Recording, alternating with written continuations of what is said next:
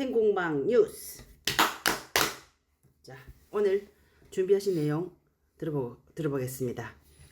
준비했다니까 뭔가 무슨 엄청난 뭐 정견을 발표하는 그런 기분인데, 어차피 대통령 선거니까 6월 3일까지 뭐 탱자나라 공영방송도 뭐 대통령 선거 관련된 이야기를 나눌 수밖에 없는 상황인 것 같고, 네, 그때까지는 합시다. 그런데 다만 다른 유튜버라든가 또 이제 뭐 다른 이른바 어떤 그 평론가라고 하는 사람들과는 조금 시각을 달리하는 그런 어떤 그 뉴스 맞아요. 시각을 좀 달리하는 뉴스 해보고자 하는 게 탱자나라 공영방송의 그 운영자와 이제 부운영자의 욕심이죠, 욕심.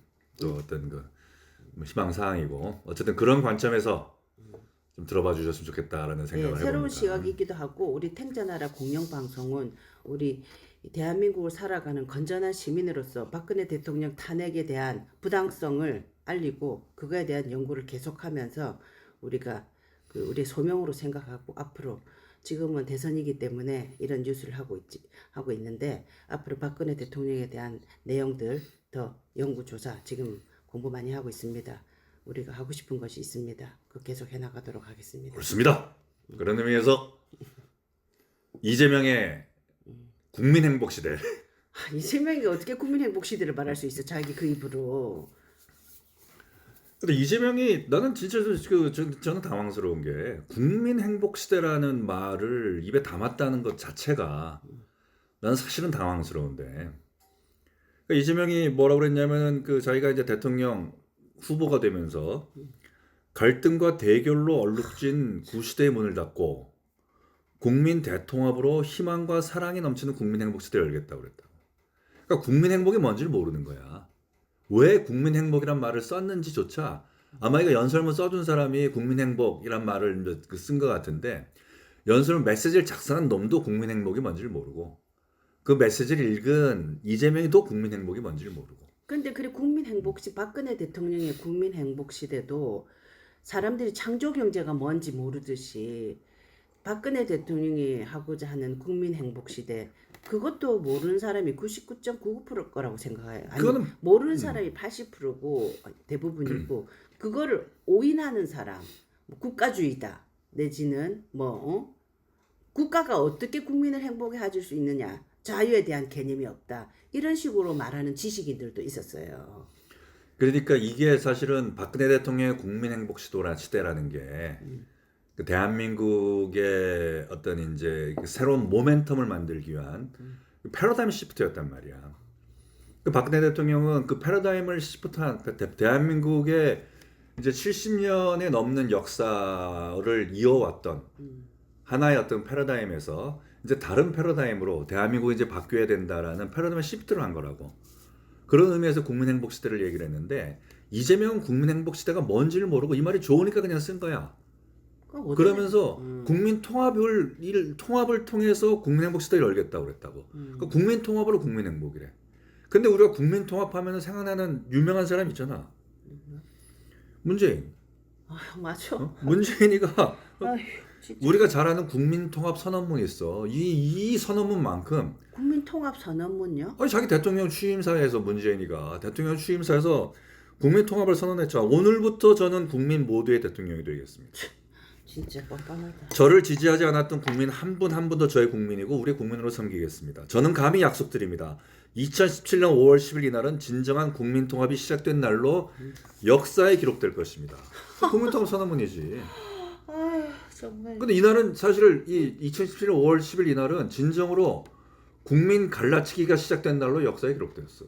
정말입니다. 정말 국민 갈라치기가 시작된 날이야. 문재인이는 국민 갈라치기 선언이야. 그러니까 문재인이가 한 게 뭐야? 사람이 먼저라고 그랬잖아. 근데 우리가 5년 경험해봤잖아. 어떤 사람이 먼저야? 문재인 사람만 먼저인 나라잖아. 그러니까 이 조지 오웰이 동물농장에서 모든 동물은 평등하지만, 그렇다고 해가지고 모든 동물이 평등한 건 아니라고 얘기했잖아. 그거를 실천한 게 문재인이라고. 그리고 그 대표적인 사람이 누구야? 조국이지. 맞아. 그런데 그런 국민 통합을 통해서 국민 행복을 이뤄내겠다? 이재명이 그러니까 국민통합이라는 게 박근혜 대통령이 대통령 취임사에서 뭐라고 얘기했냐면은 이제 한 사람의 개인이 국가의 가치를 높이고 경제를 살려낼 수 있는 시대라고 그랬다고. 그래서 국민 개개인의 행복의 크기가 국력의 크기가 되고 그 국력을 모든 국민이 함께 향유하는 희망의 새 시대. 어머나. 그렇게 얘기한 거고. 그러니까 그러면서 창조 경제도 사람의 핵심이라고 그랬다고. 그렇게 얘기했구나 우리 박근혜 대통령이. 그러니까 이게 왜 패러다임 시프트냐면은 해방 이후에 이 대한민국 사회를 지배해왔던 패러다임. 이게 사실은 뭐냐면은 우리가 이제 해방되면서 농업 국가에서 이 중공업 중심 국가로 이제 파격적이라고 할 정도로 산업구조 재편을 이뤄냈다 우리나라가. 그렇지 대단한 나라죠. 그러면서 이제 근대화 과정에서 우리가 뒤처졌잖아. 그러니까 이거를 따라잡기, 그러니까 캐치업. 이 캐치업 방식으로 압축적인 어떤 그 성장 발전 전략을 썼단 말이야. 그렇죠. 앞에 선진국들을 따라한 거지. 왜냐면 선진국들을 따라잡아야 되니까. 그래서 이 압축적인 성장 발전 전략으로 지금의 대한민국을 이뤘는데 박근혜 대통령 취임사에서 뭐라고 얘기했냐면은 이 모든 것이 자신을 희생하면서 마치 군인처럼 산업 전선에 뛰어들었던 우리의 부모님, 대한민국의 국민들이 계셨기에 가능하다고 얘기했다고. 그런데 사실 생각해봐. 이 압축적 성장을 위한 대기업, 이게 대기업과 사실 중공업 중심의 발전 전략이란 말이야. 이걸로 대한민국의 성장을 이루어냈는데 이런 어떤 그 불균형, 이 발전, 이 대기업과 중공업 중심으로 발전이 이루어지다 보니까 불균형 성장을 이뤄냈잖아. 사실 그렇게 될 수밖에 없는 과정이잖아. 그렇죠. 한 집안에서 그럼 4명 아들 다 못 사는 집안에 옛날 같으면 봐. 옛날에 그랬잖아요. 내 가족이 4명이면 아들 하나만 대학교 보냈잖아요. 여자 동생은 식모하고 그래가지고 그 이제 오빠가 이제 의사 되고 공무원 되고 고위공직 돼가지고 집안의 형제들 다 돌봐주고 아우르고 했잖아요. 그때는. 그런데 이제 그게 가족 분란 어떻게 생각하면 우리나라의 가족 분란이 이 국가의 이 하고 똑같은 경우인 것 같아요. 보면 형제들이 그 중에 한 사람 희생을 해가지고 한 명이 잘 살게 됐단 말이에요. 그래서 두루두루 그 형제가 잘 살게 된 형이 그 희생했던 동생들을 항상 배려해주고 식모해가지고 했던 동생들을 배려해주고 또 재산도 또 나눠주고 자기가 성공한 거를 나누는 가족이 있고 또 보면은 내몰라라 해버리는 그 가족이 출세한 형이 있어. 출세한 오빠가 있어. 또 반대로 뭐냐면 오빠 하나 성공시켰다고 평생 오빠한테 들러붙어가지고 오빠 등골 빼먹는 동생들이 있어.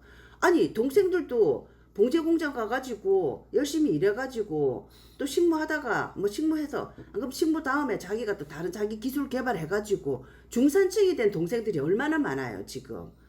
중산층이 되고 자기가 그런 동생들도 있는데 자립한 동생들도 있는데 평생 나 오빠 위해서 희생했다 그러면서 들러붙어 있는 동생들이 있어. 근데 이게 이제 그 가난한 시절에 어느 한 명이라도 잘 되라. 그렇죠. 그래서 네가 잘 돼서 우리 가족을 다 행복하게 살게 해라. 이게 그렇죠. 사실은 국가에 있어서 어떤 그 산업 그 발전 전략은 이게 트리클 다운. 그렇죠. 같이. 이런 어떤 납수 효과. 그치. 그러니까 먼저 아랫목이 따뜻해지고 나면 윗목이 따뜻해지고 나면 아랫목까지 따뜻해진다. 근데 이런 것에 이제 그 어떤 그 기대. 또 실제로 그게 가능했던 사회고. 그렇게 만약에 그 한 명이라도 대학교 안 갔으면 4명 다 그러면 4명인 가족이라 치면 4명 다 초등학교 초졸이면은 그 집안 어떻게 되는 거예요? 어쨌든 그 형이 나눠주고 안 나눠주고 낙수가 되고 안 되고 그다음 분배는 그다음 문제고 일단은 누가 성공을 해야 될 거 아니에요. 난 그렇게 생각하는데.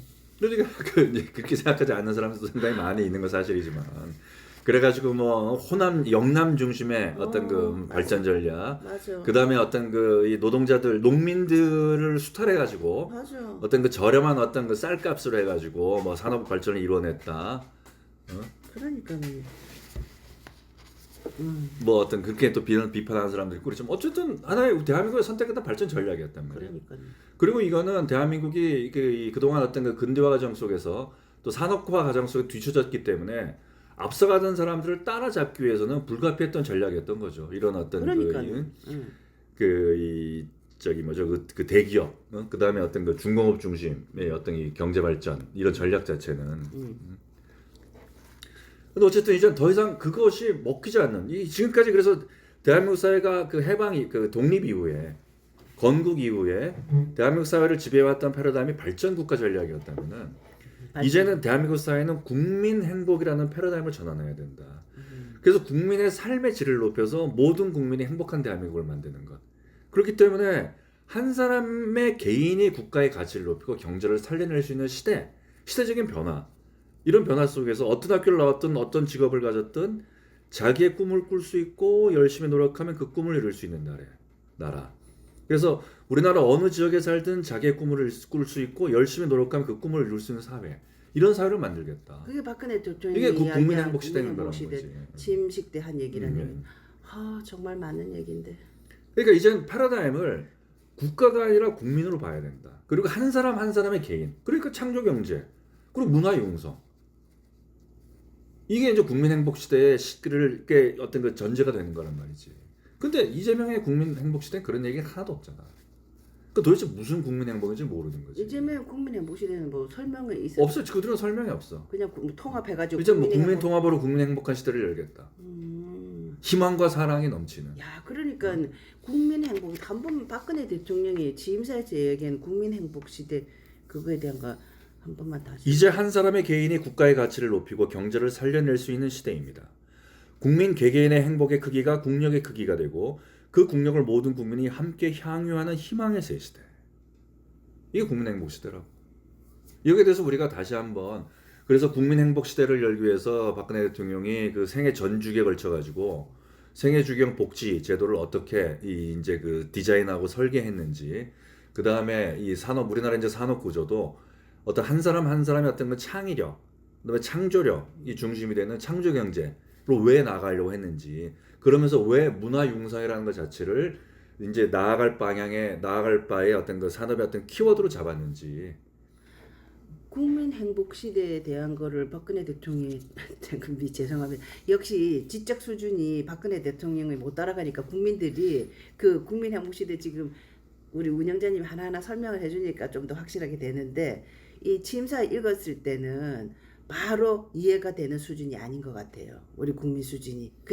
부운영자 수준이. 한 번만 더 읽어봐 주세요. 그러니까 이 중요한 거는 한 사람 개개인이 국가의 가치를 높이고 개개인이 국가의 가치를 높이고 그리고 경제를 살려낼 수 있는 시대. 경제를 살려낼 수 있는 시대. 그러니까 국가가 발전해서 국민을 행복하게 만들겠다가 아니고 이제는 국민 개개인이 발전해가지고 국가가 행복해지는 시대가 된다라는 거지. 국민 개개인의 그쵸. 이 그 행복의 크기가 국력의 크기가 돼야 된다라는 거지. 그런데 국민 행복 시대하고는 조금 차이가 있는 거 아닌가? 그 개개인이 그 국민의 행복 그 시대라는 건 이해를 하겠는데, 창조 경제, 왜냐면은 마크 저버 뭐 있잖아요. 뭐 저커버그 한 명이 다 하잖아. 한 명이. 그리고 엔터테인 산업도 한 명이, 레이디 가가 하나가 거느리는 그 기업 한번 봐보세요. 레이디 가가가 한 명이 아니잖아. 걔가 레이디 가가라는 스타로 인해서 만드는 거대한 엔터테인 비즈니스 산업이 되는 거잖아요. 그러니까 한 명이 그런 시대가 됐단 말이야. 옛날에 뭐 가수 노래 혼자 나와서 노래 부른 시대가 아니잖아요. 그러니까 한 명이 정말 이게 크기가 크거든요. 그러니까 지금까지 우리가 중공업 중심의 대기업 중심의 발전 전략이었다는 것은 이제 자본주의가 발전하는 과정 속에서 대규모 공장, 거기에서 어떤 그 대규모의 어떤 이 물적 자본들이 이제 그 투자되고 투입되고 그렇게 해서 산출되어지는 생산물을 우리는 이제 수출해 가지고 팔고, 그런 과정 속에서 이루어진 어떤 그 산업의 생태계, 이런 걸로 대한민국이 무엇인가를 먹고 살았던 나라라면은, 근데 이제는 그런 나라가 아니라는 거죠. 이제 그런 시대는 지났고, 이런 시대는 우리가 캐치업해가지고 선진국을 따라잡았듯이 캐치업해서 중국이나 필리핀이나 베트남이나 이런 나라들이 우리를 따라잡는다는 거지.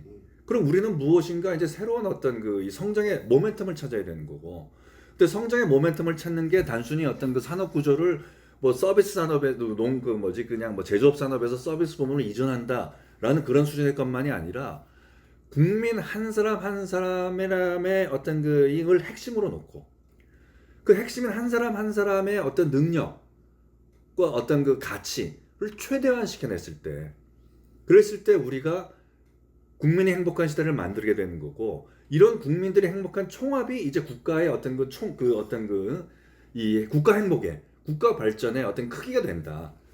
정말 너무 이런 나라를 돼야 된다. 그 말씀하신 그 저커버그 같은 경우가 한 사람의 무엇인가를 이뤄냈다라고 이제 얘기하는데 그 자체 그다음에 그 레이디 가가 한 사람이 무엇인가를 해가지고 산업 구조의 어떤 그 생태계를 바꿔내는 거 이게 사실은 문화융성이거든 문화융성. BTS 맞아.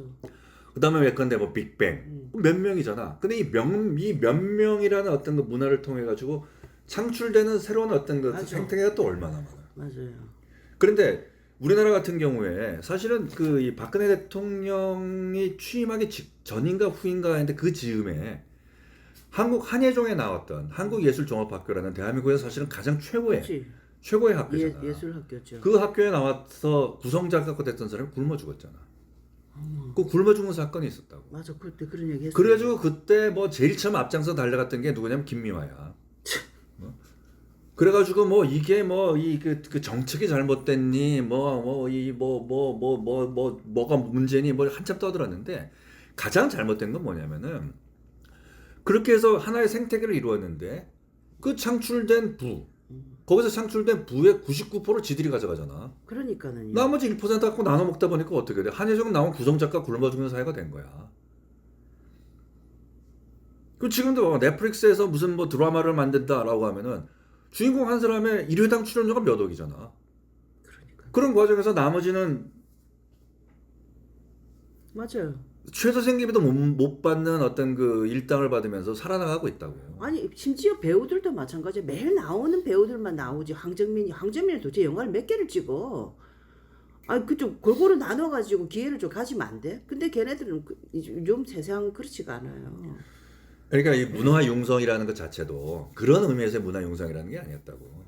문화라는 지금까지 어떤 그 제조업을 중심으로 했던 어떤 우리가 산업의 생태계를 구축했다면은 이제는 문화라는 어떤 산업의 생태계를 통해 가지고 우리가 서비스업으로 이제 대한민국 사회를 이제 그 발전시켜 나가야 된다. 근데 이 서비스업 문화 이래서도 가장 핵심적인 키워드는 무엇이냐? 사람이야. 사람이다. 맞아, 사람이야. 사람이 하는 거야. 이제는 무슨 그 이 뭐 기계가 어떤 그 이 토지라든가 혹은 뭐 철강이라든가 뭐 이런 식의 어떤 그 물적 자원이 아닌 것이고 이제 인적 자원. 맞아요. 그 인적 자원 사람 하나하나가 중요한 사회다.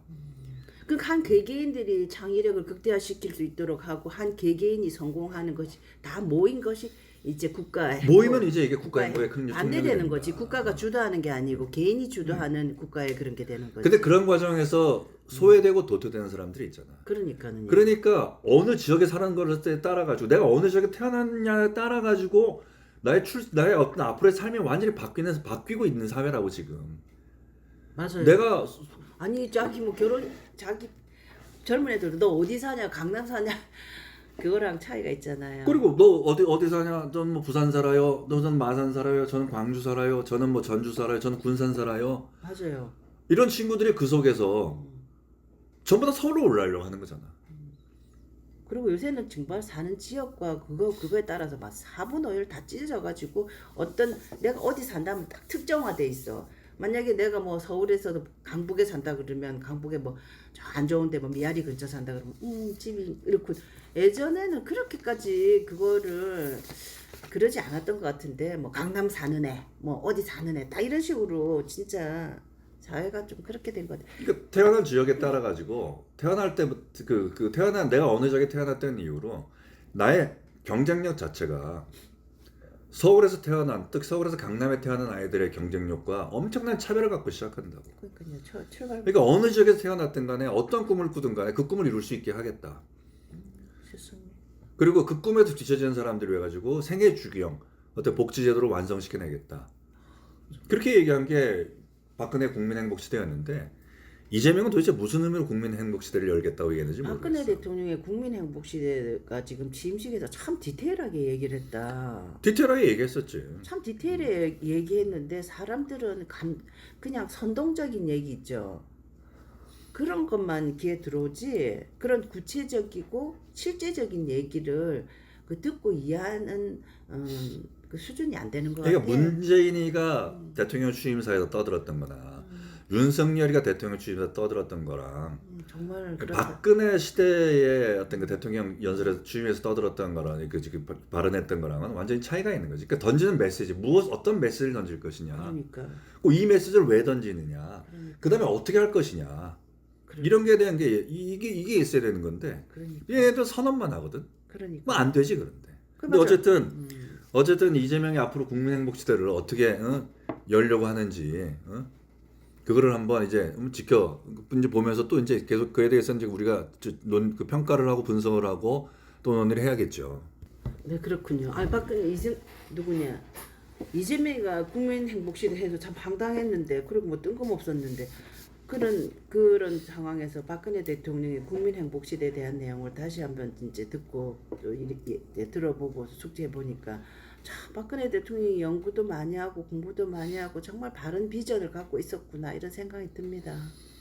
그러니까 다른 사람들은 뭐 창조경제, 문화융성, 국민행복 이 자체를 따로따로 떼어놓고 보면서 도대체 창조경제가 무엇인지 모르겠다라고 얘기를 하고 그러는데 이 전체는 유기적으로 연결되어 있는 거예요. 그러니까 그렇네요 보니까. 이걸 유기적으로 연결시켜가지고 대한민국의 어떤 새로운 패러다임 이제 그러니까 건국 이후 70년을 끌어왔던 어떤 이제 대한민국의 캐치업 어떤 그 발전 전략에서 이제 국가가 발전한다는 발전 전략에서 이제 국민 개개인이 국민 개개인의 소중한 가치 또 국민 개개인의 소중한 행복 이것들이 모두 모여서 그 크기가 나라의 어떤 그 크기가 되는 그러니까 그 역량이 나라의 역량이 되는 그런 시대로 바꾸어 나겠다 이런 얘기였었거든. 그리고 세상이 그런 세상이 됐잖아요. 그렇게 가야 되는 거지. 그러니까 왜냐면 다 네트워킹이 돼 있고 옛날 같으면은 그런 게 안 됐지만 옛날에는 국민들을 네트워크 해야 되는데 국가에서 지금은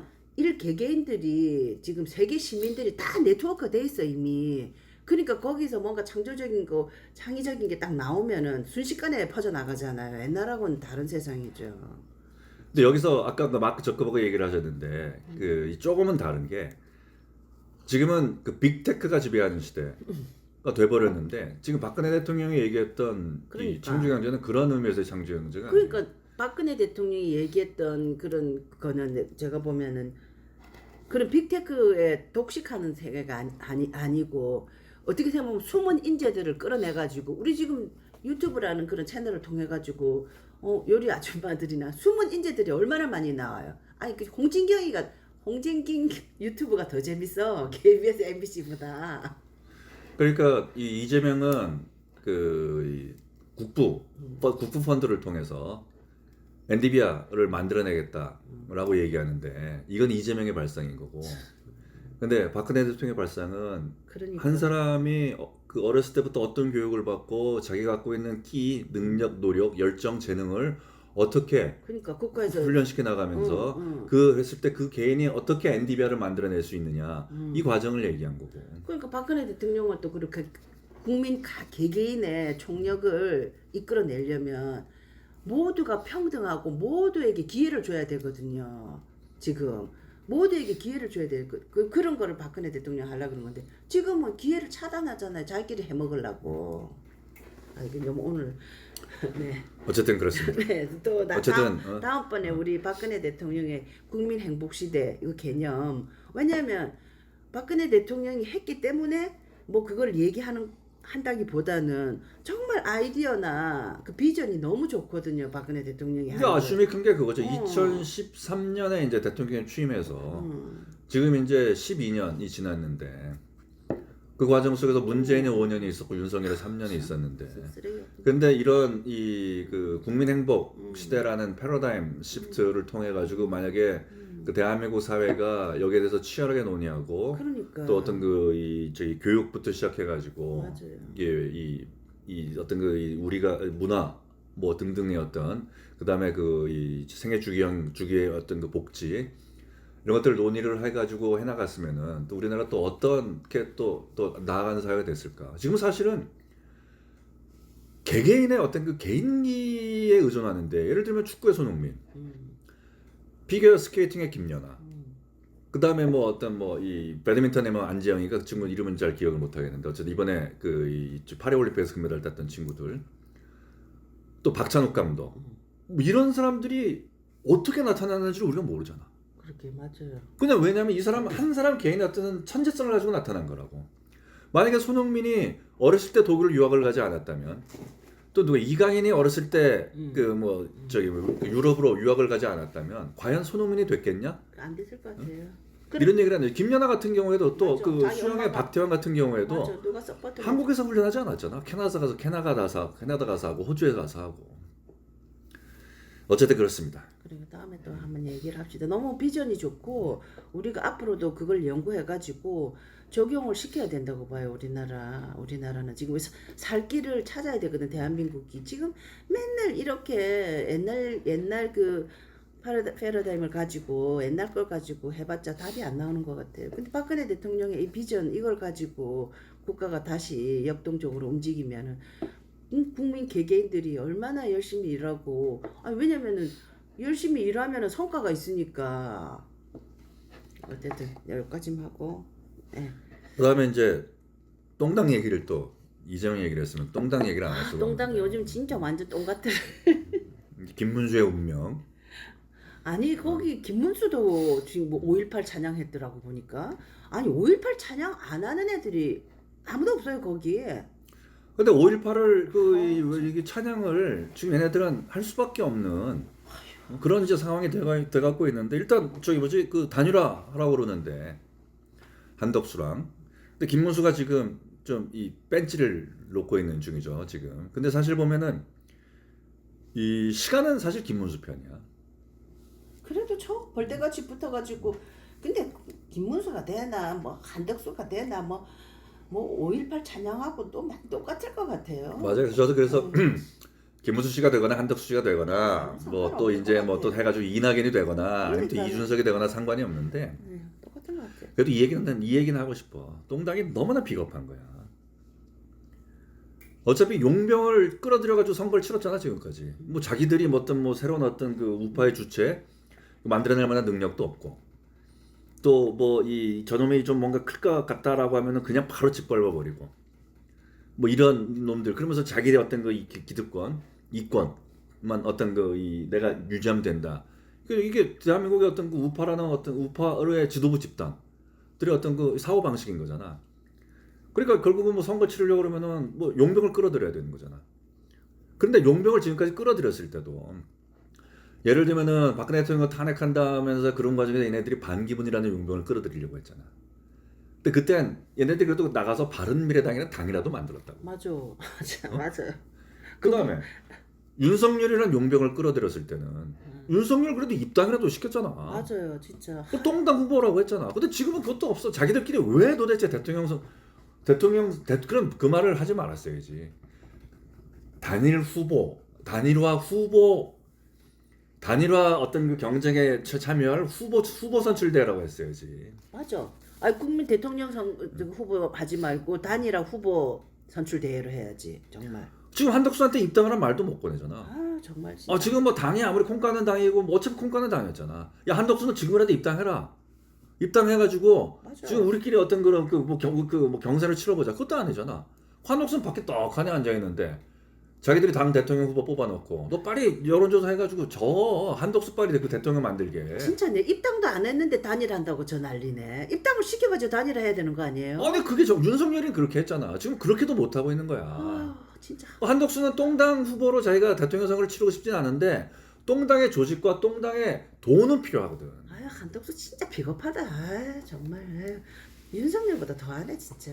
이게 단일화가 시대적 사명이래. 어저께 뭐 의총을 했대는데 거기서 단일화가 시대적 사명이라고 그랬다 그러면은 똥당 얘기 진짜 하고 싶은 거지. 전광훈이랑 이준석도 끌어들여가지고 단일화 하겠다면 내가 이해를 해. 누구를 위한 단일화야? 반 이재명 단일화잖아. 내가 이야기했잖아. 김정은이만 저기 빅텐트에 넣으면 끝난다니까. 근데 여기서 오늘 그 김대중이라는 조선일보의 주필 한때가 아니지. 아직까지 이거 언제부터야?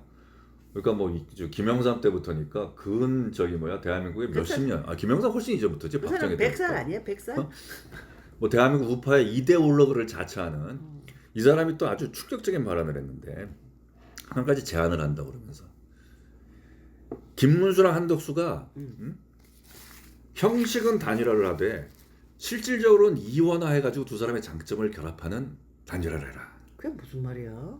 그러니까 뭐냐면은 한놈 대통령하고 한놈 총리하고 한놈 총리하고 그렇게 합의하라는 거야. 어, 그래가지고 한 놈은 국가를 대표해서 나라의 정체성을 지키고 한 사람 국정을 책임지는 그 기능 분담 방식으로 해가지고 이렇게 공약하라는 거야. 둘이 단일화를 하는데 단일화 이긴 놈 대통령, 진 놈 총리.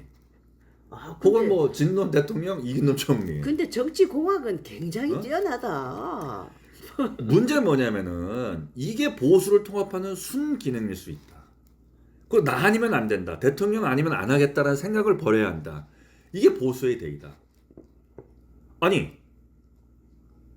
이게 보수의 대의고 이게 보수를 통합한 순기능이야? 아니 둘이 적절하게 나눠 먹으면 되는 거 아니냐 이거잖아. 그렇지. 이게 보수야? 나눠 먹어가지고 뭐 저기네끼 기득권 지킬 수 있으니까 둘이 그리고 싸워봤자 생각해봐. 싸워봤자. 한덕수랑 김문수가 우파를 대표하나? 뭘 상징하나? 또 이렇게 해서라도 이겨야 되나? 이기는 게 선이니까요. 우파는 이기는 게 선이고 지는 건 악이니까 무조건 이기는 거죠.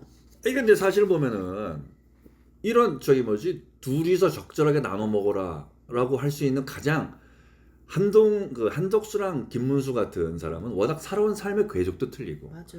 갖고 있는 생각도 틀리고 그러니까 둘이서 뭐 적절하게 나눠 먹게라가 안 되잖아. 사실은 그걸 요구하는 것 자체가 두 사람한테는 사실은 두 사람 입장에서는 아주 수치스러울 수도 있어. 혹은 이 새끼 우리가 예를 들어잖아. 야 너 누구 닮았다 그러면은 A 보고 B가 닮았다면 A가 억울한 거야, B가 억울한 거야. 뭐 이런 얘기 하잖아. 그치. 서로 닮았다 그러면 서로 짜증낼 거야. 그러니까 이 뭐야 이 새끼는 뭐 누구 욕하는 거야 뭐 이렇게 하는데 사실은 봐봐 가장 닮은 놈이 누구였어 지금까지?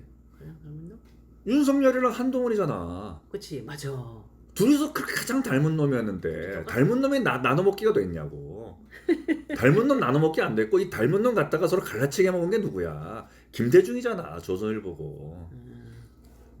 그래놓고 이제 와가지고 한덕수랑 김문수랑 니들 짝짝꿍 해라. 이게 보수야. 이게 보수 어떤 이 우파의 어떤 그 대의야.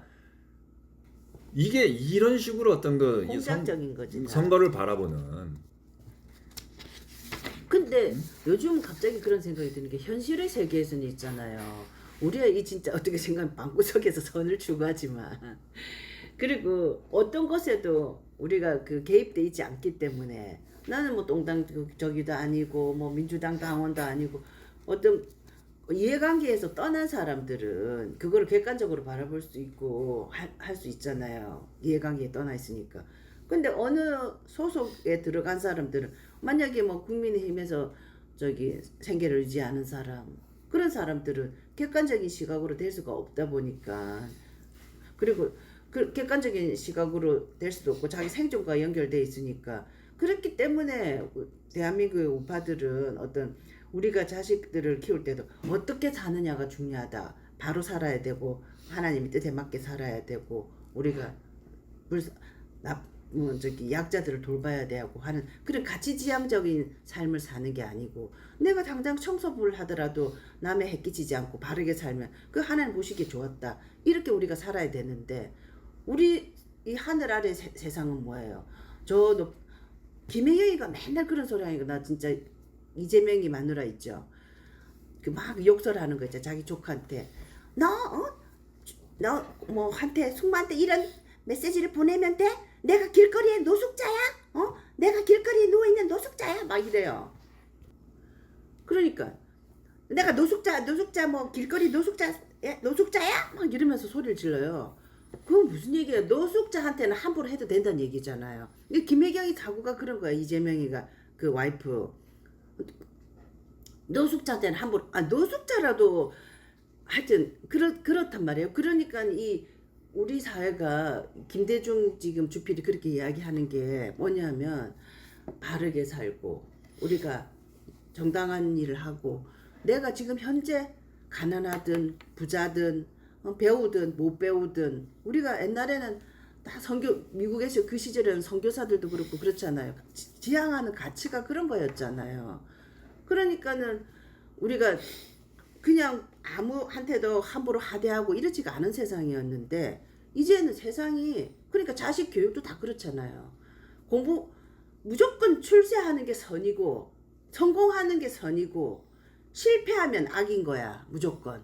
지금 그 자식 교육도 약한 자를 돌봐라, 너가 바르게 살아라 이런 교육은 없고 출세하고 성공하고 부자 돼야 되고 이렇게 사회 문화 모든 분야가 이렇다 보니까 김대중 주필이 하는 얘기 그거잖아요. 이기면 되는 거잖아요. 어떻게든 이기면 되고 이겨서 뭘 하든지 이기면 되고 성공하면 되고 출세하면 되고 명예 얻으면 되는 거지. 어떤 삶을 살고 어떤 국가가 되는 거는 아무 상관없는 거죠. 그러니까 저런 식의 조언을 한다고 봐요. 이게 그 우리가 이렇게 해가지고 어떻게 해서는 뭐 이겨는 봐야 이기긴 해야 되지 않겠냐라고 해가지고. 윤석열이 이겨가지고 나라 근데 윤석열이잖아. 맞아요. 윤석열이 이겨가지고 나라 이걸 만들어 놓은 거잖아요. 아까 우리 강아지. 됐잖아. 이 국민의힘 내에서도 나름대로 어떤 그 생태계가 있어요. 보면은 이렇게 국민의힘의 어떤 열성 당원이 되고 또 국민의힘의 어떤 그 당원협의회 옛날로 치면 지구당에서 이제 일을 하고 하면서 그걸로 인해 가지고 뭐 현수막 제작하거나 혹은 뭐 꽃을 뭐 이렇게 뭐 하거나 혹은 뭐 하다못해 식당을 하거나 뭐 해가지고 그 속에서 이렇게 같이 이제 이 서로 그렇죠. 그 부가 되는 비즈니스로 네트워킹이 응. 되는 그런 사람들이 있을 수 있어. 그리고 그런 사람들이 예전 같은 경우에는 뭐 어떤 그 우파의 가치나 어떤 그 대의를 위해서 내가 뭐 이명박을 찍어야지, 박근혜를 찍어야지, 이회창을 지지해야지라고 했었는데 뭐 그래가지고 자기들은 이게 올라보다 해가지고 박근혜 탄핵했는데 문재인 들어서가지고 5년 하니까 지금까지 예를 들어가지고 구청에서 나한테 현수막 줬었는데 발주했었는데 그 현수막 좌파 구청장 되니까 좌파로 수르륵 가거든. 무슨 나의 어떤 이 먹거리 비즈니스 이게 끊겼으니까 이걸 다시 빼서 절대 다시 놓치면 안 돼 하면서 이겨야 된다. 그러니까. 달라붙을 수 있어. 그런데 그렇게 해가지고 이겨가지고 윤석열 3년 동안 그 권영길 씨가 얘기했던 대로 그 살림살이 좋아졌냐고. 더 나빠졌지. 뭐 어쨌든 이 중요한 거는 밑에서 하루하루 힘들게 살고 매일매일 어떤 노동을 통해서 사는 분들의 어떤 이 자신들의 어떤 이 먹거리 또 어떤 그 생계를 위해서 별 수 없이 이렇게 뭐 좌파는 안 된다 라고 얘기하는 분들의 고충이나 어떤 뭐 그럴 수밖에 없는 어떤 처지나 현실 그런 존중한다고 하더라도 그럼 그런 거를 좀 그럴싸하게 포장해서 얘기해줘야지. 대놓고 둘이 나눠 먹어라. 이게 보수의 이데올로기. 이제 이게 우파가 돼버린 거야. 나눠 먹어서라도 이기자. 그래서 니들 나눠 먹고 우리는 우리 기득권 유지하고. 이게 지금 사실은 김문수를 둘러싸고 있는 그 김문수가 겪고 있는 운명의 한판이야. 운명의 그 한 모습이라고 단일화라는 게. 김문수만 겪고 있는 단일화 어떤 그 운명이 아니고. 대한민국이라는 그 우파 좌판 빼고 좌파는 뭐 이제 이재명을 지지하면서 어떤 국민 통합으로 국민 행복시대를 열어가라고 하고 우파가 겪고 있는 운명인 거야 운명. 그런데 더 비참한 운명은 뭐냐면은 근데 조중동이 지금 김문수한테 요구하는 게 탄핵의 강을 건너라고 얘기하고 있다. 그러니까 한마디로 뭐냐면은 배신하라는 얘기거든. 윤석열 배신하라는 거지. 그런데 윤석열이 계엄을 했고 그래서 탄핵을 당했고 그 여부를 떠나가지고 내가 한때 윤석열과 같이 일을 했던 사람이라면은 윤석열을 비판을 하고 윤석열의 잘못을 지적을 할 수는 있지만 배신을 하면 안 돼. 나는 그런 의미에서 한동훈, 한덕수, 김문수 다 이번 대통령 선거 나오면 안 된다고 생각하는 사람이야. 맞아, 그런 것 같아요. 제가 봐도. 뭐 한덕수는 우리 부은 형님께서 여러 번 얘기하신 바 있지만은 윤석열과 운명을 같이 했던 놈이야. 처음부터 지금까지. 그러니까요. 그런데 어느 순간 나는 개헌한다고 할 때 동의 안 했어요. 그 국민의 요건도 안 갖추고 있어요. 뭐 탄핵은 뭐 국민이 헌법재판소한 거니까 받아들여야죠. 그러면 자기가 짜자잔하고 자기는 윤석열과 무관한 사람인데. 그러니까 점 하나 딱 찍고 따라라라라 하면서 그 막장 드라마라니까는요. 우리 옛날에 막장 드라마 있잖아요. 오늘까지는 서희였는데 코에 점 찍고 딱 나와가지고 자기 아닌 것처럼 하고 앉아 있어. 배신이지. 배신이지. 사실 배신이거든. 그래서 지금 김문수한테 사실 김문수가 오늘날의 김문수가 된 거는 대정부 질문 자리에서 가만 앉아 있었다. 모든 뭐 한덕수가 4번인가 5번인가 뭐를 좋아하고 모든 그 장관들이 나가지고 미안합니다라고 할 때 꼿꼿하게 앉아 있다라는 거 아니야. 꽃꽃 문수 막 그러더라. 그래가지고 오늘날 김문수가 맞아. 됐는데 참 하다 보니까 참. 그 김문수한테 탄핵의 강을 건너라. 근데 탄핵의 강을 제일 처음 건너간 놈이 누구야? 이준석이잖아. 그러니까 배신의 어떤 그 대명사가 유승민에서 이제 이준석으로 이제 바뀌어 있단 말이야. 이준석이가 그 탄핵의 강을 건너면서 자기가 무엇인가 내가 배신했다. 내가 이제 나는 우파 니들이 지금까지 지켜왔던 어떤 그 가치라든가 혹은 니들이 지금까지 보아왔던 그 보여줬던 그 것들 이거를 가장 상징적으로 이준석이가 보여줬던 게 뭐냐면은 5.18을 간 거야. 그럼 자기네 너네 보수랑 다르다 이런 의미에서. 그러니까 이번에도 이준석이가 저기 뭐지 그 한덕수는 5.18로 가가지고 묘역 참여 못했는데 그 다음날 뉴스에 보면 이준석이 보란 듯 5.18 가가지고 헌화하고 뭐 그런 거잖아. 그러니까 광주에서 한덕수의 진입을 막은 사람들이 이준석은 어서 와. 너 가서 이제 해. 이렇게 된 거라고. 이게 사실 김종인이가 시작을 했고 그리고 이준석이가 계승하고 윤석열이 완성한 거지. 5.18이라는 거는. 그러니까 지금까지 우리가 영남과 호남이 지역 감정으로 나뉘어 있어서는 안 된다. 우리는 서로 어떤 같은 국민으로 통합해야 된다. 우리가 무엇인가 정치적인 갈등은 있을 수 있다. 견해의 차이는 있을 수 있다. 그렇지만 우리는 통합해야 된다. 우리는 서로 하나 아니냐. 라고 통합을 얘기했지만은 그 통합의 상징을 5.18로 끌어들이지는 않았었다고. 근데 통합의 상징을 5.18로 끌어들인 게 김종인이야. 가가지고 무릎 꿇고 맞아요. 사과하고 그 다음에 그거를 당대표가 되면서 당대표가 또 되는 과정에서 당대표가 돼서 적극적으로 개선한 게 이준석이고 그리고 윤석열이 가서 완성했어. 대통령 돼가지고 처음 간 게 4.3이고 그 대통령 당선인 신분이었고 대통령 신분으로서 처음 간 게 5.18이야. 그러니까 이제 국민의힘 당이라는 데가 이제 아무것도 않은 개쓰레기라니까 진짜. 그런데 이게 5.18이 그동안은 그래도 그 전까지만 하더라도 그냥 호남의 상징이었어. 그러니까는요. 호남의 어떤 그 나름대로 아까 우리가 얘기했던 대한민국의 어떤 이 캐치업 발전 전략의 과정에서 호남이 사실 어느 정도 소외됐던 건 사실이잖아. 그렇기 때문에 김대중 대통령을 당선시켜야 된다라는 목표를 갖고 있었고 그래서 김대중 대통령이 당선된 다음에 그 다음부터는 뭐 이른바 어떤 서해안 시대 뭐라고 하면서 이제 그 뭐 중국과의 어떤 관계 그러면서 그때 당시에 뭐 목포 군사는 뭐 개도 뭐지 10,000원짜리 물고 다닌다, 10만원짜리 수표 물고 다닌다, 뭐 이런 식으로 발전 보면 엄청나게 이렇잖아. 지금 완전 호남의 시대야. 경상도 사람들 완전히 진짜 비참해. 그런데 어쨌든 간에 5.18이라는 것은 전라도가 그동안 이 대한민국의 어떤 그 발전 전략에서 소외됐었다. 그 희생됐었다. 또 이런 어떤 그 상징성을 갖고 있는 거였는데 그게 아니라 이제 5.18이 대한민국을 상징하는 이 사건이 돼버렸다고. 5.18이 대한민국을 상징하는 사건으로 만들면 뭐가 되냐면 반대로 5.18이 있게끔 대한 이승만, 박정희, 전두환 이거는 전부 이제 또 완전히 적폐 내지는 죽일 사람은 되는 거예요. 그렇기 때문에 5.18을 갖다가 정확하게 규명을 해야 되는데 그거 5.18을 저기 막 추앙을 하면서 앞전의 역사 있잖아요. 앞전의 역사는 독재, 쿠데타 무슨 완전히 그걸 막 괴뢰 정부처럼 만들어 버렸다니까는요. 근데 지금 그거에 대해서 개성하는 사람 없고 난 김문수가 5.18 저렇게 막 추앙하는지는 몰랐는데. 그러니까 5.18이라는 거를 분명하게 얘기를 하자 정의를 하자면은 5.18은 그러니까 전두환 신군부에 저항한 광주 시민들의 자발적인 민주화 운동 이렇게 볼 수 있어. 또 이게 맞아. 이게 5.18이야. 이게 5.18이라고. 그리고 끝. 그 다음은 없어. 5.18에. 그런데 5.18을 모든 우상, 또 5.18을 시켜가지고 5.18이 있어서 비로소 대한민국이 됐다라는 듯이, 맞아요.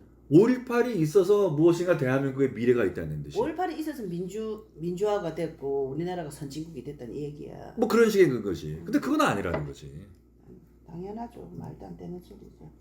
그리고 사실은 그 5.18이 지금까지 어떻게 정치적으로 소비되어 왔는지도 우리가 생각해 봐야 된다고. 김대중이가 그거를 사주한 거 아니에요? 그렇다는 얘기 많아요. 김대중이 사주해가지고 5.18을 만들었다고 우파들이 떠드는 것 자체도 나는 똑같은 거라고 봐요.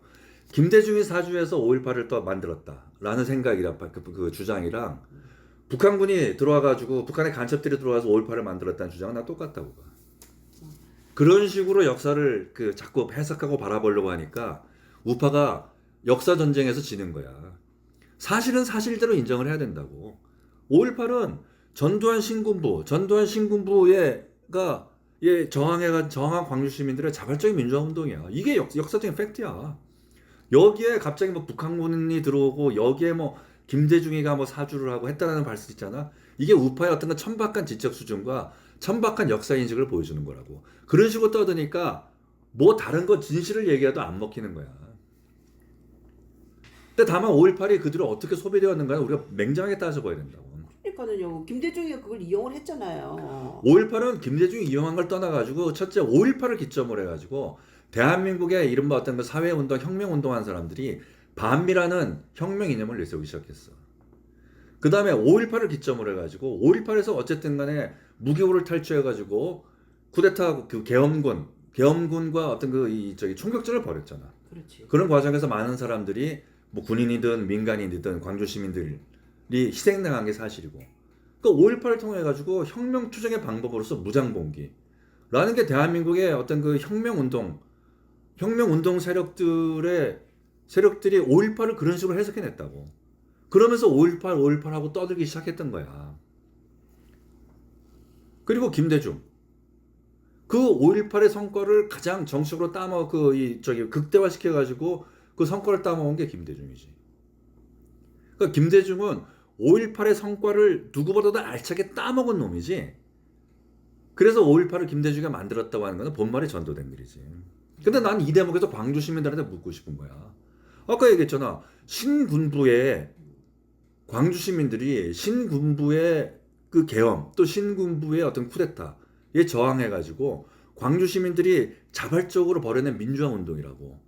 근데 이게 그 김대중의 어떤 대통령 만드는데 자기들의 어떤 이 5.18이 그냥 뭐 김대중을 대통령을 만들기 위해서 이렇게 뭐 쓰여주고 말이야. 또 자기들 어떤 거 벌였던 희생과 헌신이 김대중 대통령 만들기를 위해서 했다. 이거 부끄럽지 않나? 그런 식으로 자기 그 5.18을 얘기를 하면은. 그리고 김대중 정신이라는 게 뭐야? 가서 5.18 정신을 계승하겠다고 하는데. 5.18 정신이 뭐야? 그럼 5.18 김대중 정신이야? 5.18 정신이? 5.18의 정신이 반미가 아니잖아. 5.18의 정신이 무장봉기가 아니잖아. 5.18의 정신이 김대중이 아니잖아. 그 5.18 정신 계승하겠다는 게 뭐야? 김대중 생각해봐. 김대중이 어떻게 대통령이 됐어? 맞아. 야합해가지고 김종필과 내각자를 매개로 해가지고 정치적으로 야합해가지고 대통령이 됐다. 맞아요. 진짜요. 그 다음에 김대중이가 뭐 IMF의 어떤 그 외환위기를 극복해냈다? IMF 외환위기는 일순간에 그러니까 단기간에 어떻게 어떤 그 단타로 어떤 환율 차이를 통해 가지고 초단타를 통해서 이익을 올리려고 했던 그 우리나라의 어떤 그 금융계 전략 실수였지, 작전 실수였지. 그게 순간적으로 마비가 돼버리니까 외환 보유 자체가 부족하니까, 그러니까 국가 어떤 그 신뢰도 자체가 확 떨어지게 된 이게 이제 그 IMF란 말. 이게 우리가 IMF 외환, 그래서 IMF 외환위기라고 하잖아. 그런데 김대중이가 IMF 외환위기의 그 대통령이 돼가지고 자기가 어떤 대한민국 차라리 전두환은 뭐 쿠데타를 통해 가지고 계엄을 통해 가지고 그래서 12.11을 일으켜가지고 대통령이 됐다고 치자 이거야. 대통령이 그렇게 됐지. 그 전두환이 우리나라 종합산업 구조를 개편했잖아. 그래가지고 주력산업, 비주력 산업 나누고 그리고 주력 산업에 몰빵했잖아. 그래가지고 만들어진 게 지금 우리가 뭐 자동차 산업, 그 다음에 중공업, 중화학 산업 다 그런 식으로 만들어진 맞아. 거라고. 중간에 정치는 잘했어. 그때 물가도 안정돼 있고 집값도 싸고 좋았어. 그런데 김대중이는 때문에 많이 했지만. 김대중이는 산업 구조 조정 없이 기업만 도산시켰어. 기아 자동차 없어졌지. 기아 있잖아 지금 현대. 기아 자동차를 없애고 그거를 저기 현대가 가져갔잖아. 현대 기아 자동차. 대우를 죽였어. 대우. 그 대우를 죽였지. 아유, 참. 근데 대우를 죽였는데 웃긴 건 뭐야? 대우증권, 대우건설. 이거 지금도 대한민국에서 가장 최고의 어떤 그 기업들이야. 그러니까 이게 산업 구조의 조정 없이 그냥 기업만 죽였다고. 대표적인 게 은행이야, 금융권. 은행들 다 죽였잖아. 근데 죽여놓고 해가지고 우리가 그 금융산업의 구조조정을 통해 가지고 금융산업 구조를 재편했나? 아니잖아. 통합시켜가지고 새로운 은행 만들어 놓은 거잖아. 이 은행, 저 은행, 저 은행 다 통합해가지고 새로운 은행 만들고. 근데 우리은행 또 뭐 저기 제일은행 같은 경우에는 뭐 스탠더드 차트대 팔고 그렇게 해서 이름만 바꿔놨잖아. 그 대한민국의 어떤 그 무슨 산업 구조를 바꿨냐고. 대한민국의 어떤 경제를 이렇게 다 플라스틱 버블이잖아. 그때 길거리에서 신용카드 막 남발했잖아. 맞아요. 그래가지고 대한민국의 어떤 그 이 대한민국이란 어떤 그 국가의 외환 보유액이 부족해가지고 대한민국이란 국가가 신용 위기에 처해 있는 게 IMF인데 그 IMF를 이겨내겠다고 대한민국 국민의 신용 위기를 초래한 게 김대중이라고. 이게 김대중 경제야. 그리고 김대중이가 홍삼 트리오. 아, 맞아. 자기 애들 전부 다 그냥. 전 세계 역사에서 아들이 3명이 있는데 아들 3명이 전부 자기 아버지 팔아가지고 국회의원 된 나라는 우리나라밖에 없어. 그때 우리나라도 김대중이밖에 없어.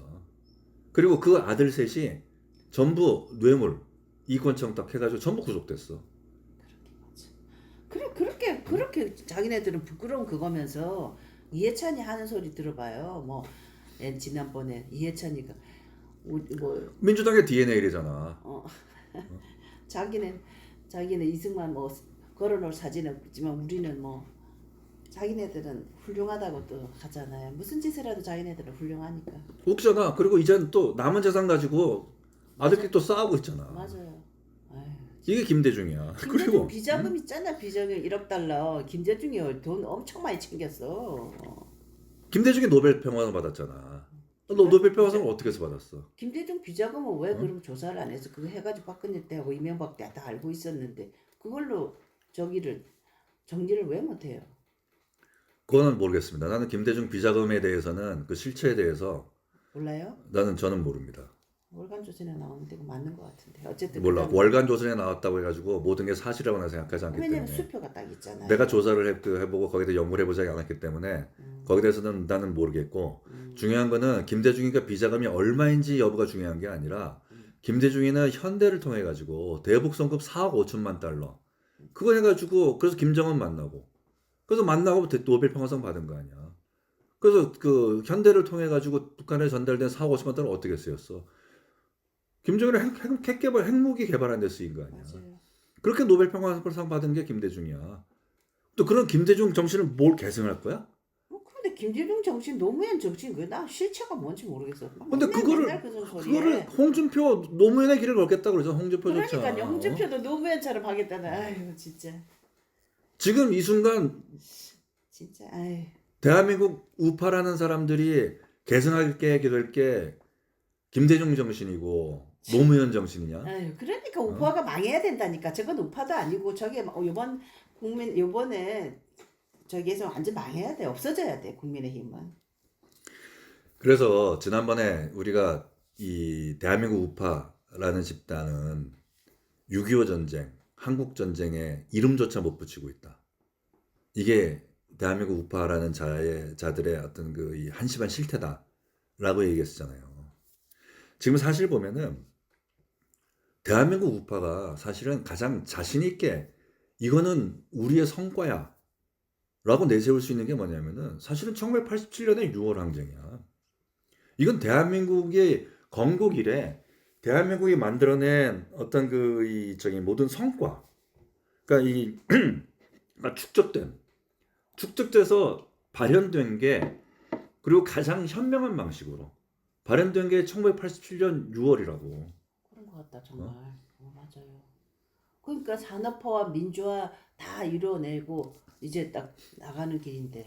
만약에 그 사실 보면 건국과 산업화로 우리가 나라를 세웠잖아. 그리고 경제를 키웠어. 그러니까. 그리고 국민의 삶의 질을 높였어. 음. 이렇게 해서 국민들이 중산층이 됐어. 베링턴 모어라는 정치학자가 노 부르주아지 노 디모크라시 그랬다고. 그러니까 이 경제적인 어떤 그 성장이 어느 정도 이루어져 가지고 중산층이 형성되어지면서 그러면서 이 중산층들이 어떤 그 이 정치적인 자유, 그 다음에 어떤 나의 어떤 그 의사결정의 어떤 그 권한, 또 주권자로서의 어떤 그 나의 인식 이런 것들이 싹 들 때 비로소 민주주의가 이루어진다 그랬다고. 그래 박정희 대통령도 그런 식으로 이야기한 거잖아요. 이런 이 대한민국의 이렇게 그 건국과 어떤 그 산업화를 통해서 축적된 힘, 또 그렇게 형성된 대한민국의 중산층이 민주화를 이뤄낸 거거든. 이게 사실은 1987년의 6월 항쟁이야. 빨갱이. 아빠 빨갱이. 아니 나를 빨갱이라고 얘기할지 모르겠지만은 그게 사실이라. 그런데 봐봐, 1987년에 이 6월 항쟁이 없었으면은 1987년 6월 항쟁에 대립되는 게 뭐냐면은 대립되는 당시 동시대적인 투쟁이 있었다고. 이게 이른바 노동자 대투쟁이야. 1987년부터 1989년까지 대한민국 사회를 휩쓸었던 노동자 대투쟁이 있다고. 이게 내가 봤을 때는 인류의 마지막 계급투쟁이야. 노동자 대투쟁이 6월 항쟁 전이에요. 6월 항쟁 뒤에. 6월 항쟁 이후지. 6월 항쟁 이후에. 그래서 사람들은 6월 항쟁의 틈을 타가지고 노동자 대투쟁까지 일어났다고 얘기를 하지만은 그거는 뭐 보는 관점에 따라 틀린데 6월 항쟁이 뭐냐면은 아까 앞서서 얘기했던 광주의 정신, 반미, 그 다음에 무상봉기 이걸 가지고 이걸 가지고 일어난 게 1980년부터 89년까지의 노동자 대투쟁이라고. 계급투쟁이 벌어진 거야. 우리나라에 지금 주사파 그리고 어떤 그 조국이가 있었던 산호맹 다 그 시기에 만들어진 거야. 그 시기에 조직을 만들었다고. 근데 김문수 씨가 했다는 인천 무슨 뭐 인민노련 다 이 시대에 만들어진 거야. 인민노련, 산호맹, 주사파 이 조직들의 목표가 뭐였냐면은 대한민국 사회의 자본주의 체제를 전복하는 거였다고. 사회주의 혁명을 하는 거였다고. 언제 있었어요? 노동자 대투쟁 혁명이 어디서 있었어요? 1987년부터 89년까지 전국에서 벌어진 게 87년부터 89년. 89년까지 전국에서 노동자 대투쟁이 그러니까 벌어졌다고. 6월 항쟁 이후에 전국에서 그런 일이 있죠. 전국에서 노동자 대투쟁이 벌어졌어요. 그래 6월 항쟁까지는 민주화였어요. 그 뒤로는 보면은 그러니까는 6월 항쟁 때 그 서울역에서 휴지 떨어뜨리고 참 그 시절에 거기 있었어요. 휴지 떨어뜨리고 시민들이 박수치고 이랬어 그때. 그래, 그러니까 이 직장인들이 점심시간에 나와서 시위하고 그랬던 거야. 그 직장인들이 누구야? 6월 항쟁. 다 지금 시기쯤은 뭐 그 근처에 있었던 대우, 서울역 광장, 뭐 그 기업체 다녔던 사람들이잖아. 그러니까요. 막 휴지 떨어뜨리고 위층에서 박수치고 막 그랬었어 그때 6월 항쟁. 이게 노 부르주아지 노 데모크라시. 근데 그 뒤부터는 폭력이 와서 폭력. 여기가 당시에 그 87년 7, 8, 9 투쟁을 동지는 기억하는가 이런 노래까지 있어. 그러니까 이 사람들이 그 87년 89년까지 반미라는 이념으로 사회주의 혁명을 하겠다. 어떤 방식으로 무장봉기. 그래가지고 사회주의 노동자 동맹이 뭐냐면은 레닌이 무엇을 할 것인가에서 러시아 혁명을 구상하면서 두 개의 중앙이라는 작전을 세운다고. 그러니까 그 이 혁명의 어떤 그 중심부 조직이 있어야 되는데 이 조직이 러시아에 있으면 안 된다.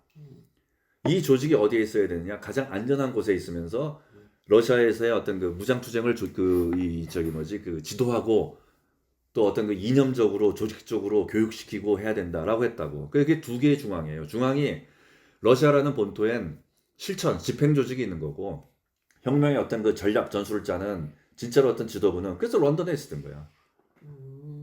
그랬구나. 그래서 17년 혁명이 일어났을 때 러시아 사회주의 혁명이 일어났을 때 그때 기차를 타고 독일의 어떤 그 비호를 받으면서 기차를 타고 레닌이 갔다고. 그래서 레닌의 부인이 크룹스카야인데 크룹스카야가 쓴 레닌의 추억에 보면은 레닌이 런던에서 어떤 생활을 해놨는 게 이게 나와요. 거기에 어떤 한 대목이 이런 대목도 있어. 러시아에서 그 혁명 투쟁을 하던 동지가 무엇인가 어떤 이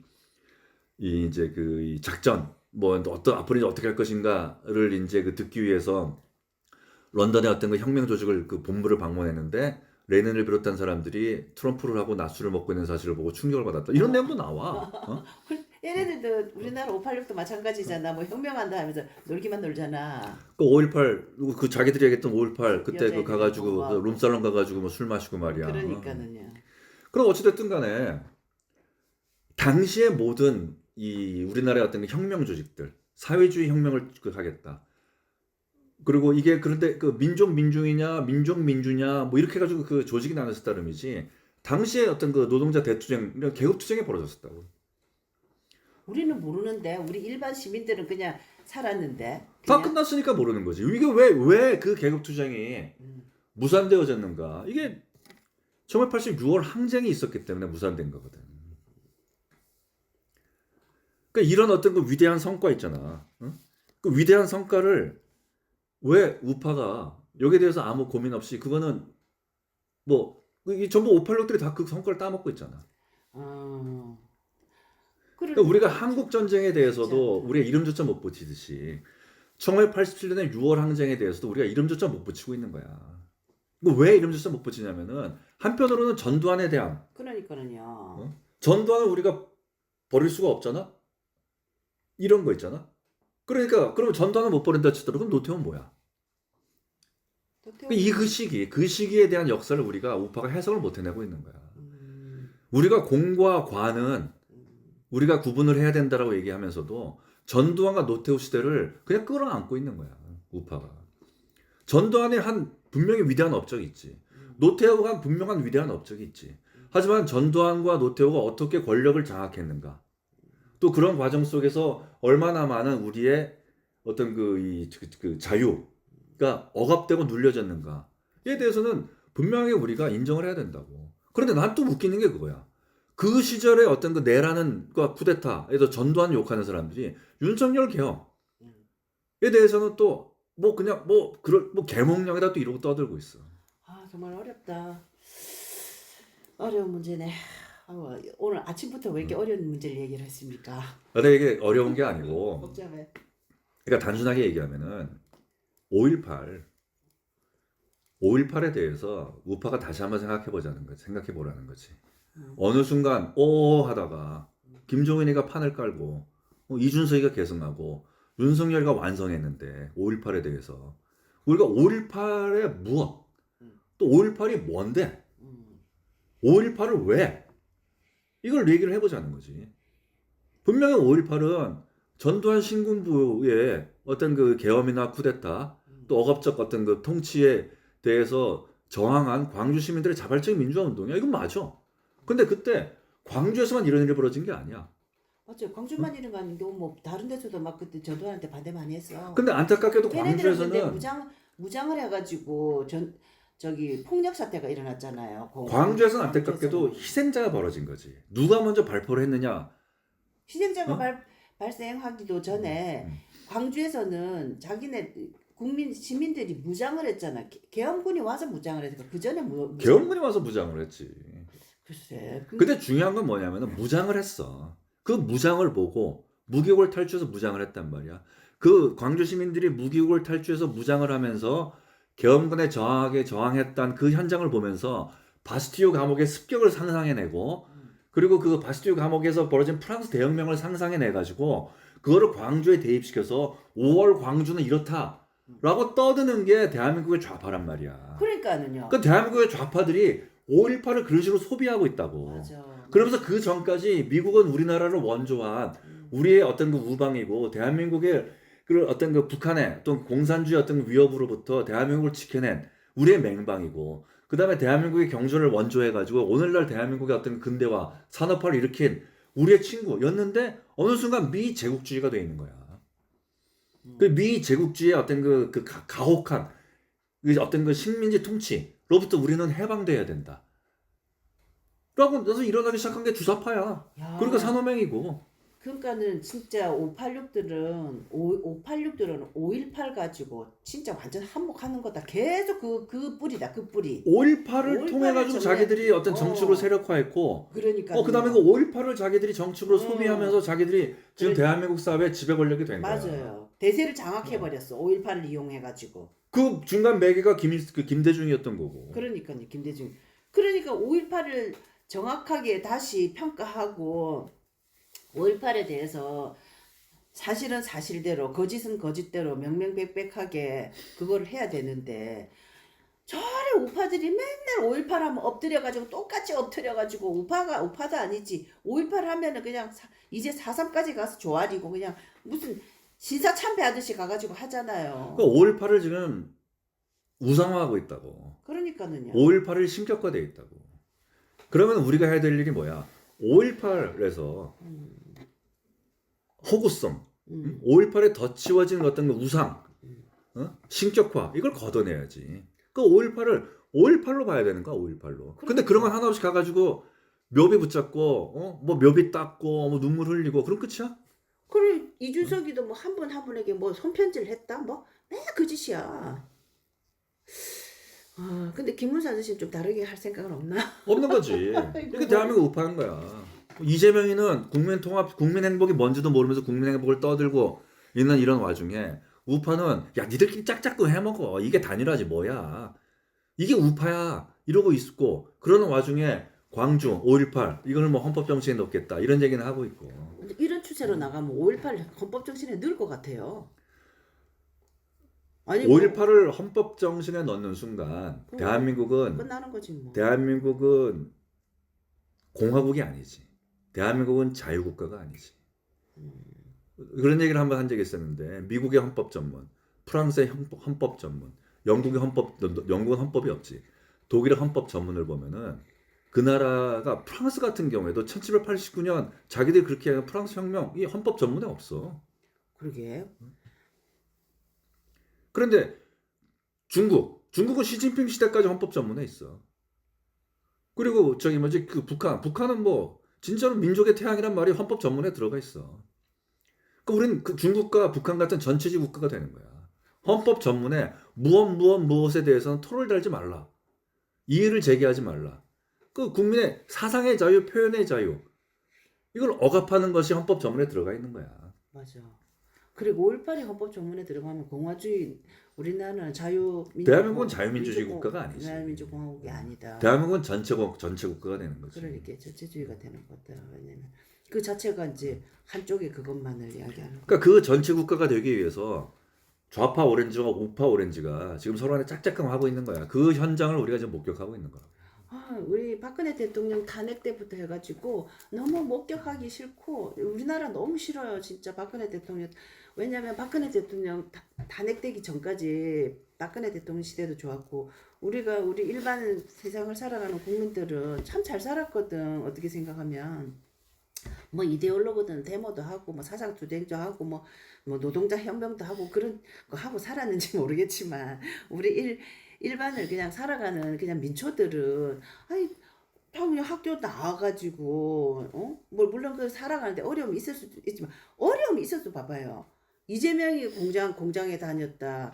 저기 홍준표도 자기 부모학이었다. 그렇게 또 우리 거래처 사람도 옛날에 그런 사람 학교 갔다 오면은 자기 소 메고 그랬다. 소 풀 먹이고 그랬다 그러더라고요. 그 사람은 시골 사람이었는데 서울 사람이 맨날 그 사람 보고 하는 얘기 있어. 뭐 눈물 없이는 못 듣는 얘기라고. 그렇게 격차가 있었단 말이에요. 서울에 사는 사람들하고.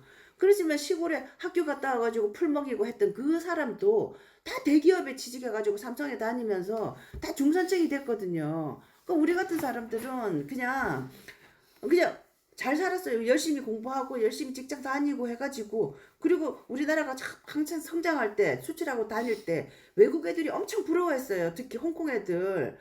아 코리안들은 왜 이렇게 리치하냐 그러면서 왜 그때 홍콩 애가 자기 10년 사귀었는데 결혼을 안 한다 하더라고. 왜 결혼을 안 하냐면 10년 넘게 사귀었는데 같이 살 집이 없다고 그러더라고요. 그 각자 부모 집에 사는데 왜 집이 없는지 이해를 못해서 저는 그때는 그 자기는 집값이 비싸가지고 집을 마련하기 전까지는 결혼을 못 한다 하더라고요. 그러면서 그 홍콩에 있는 애들조차도 한국 사람들은 너무 잘 산다고 어떻게 이렇게 잘 사? 야 미국 애들도 마찬가지였어요. 우리는 막 회식으로 얼마든지 먹고 싶은 거 다 먹잖아. 정말 박근혜 대통령 전까지는 가면은 점점 상승했거든요. 우리가 잘 살고 점점 부러워했다고 외국 애들도 코리안들은 너무 어드벤처러스 하다. 지금 박근혜 대통령 딱 탄핵되고 그 이후로 이거는 네 나라가 아니야 지금.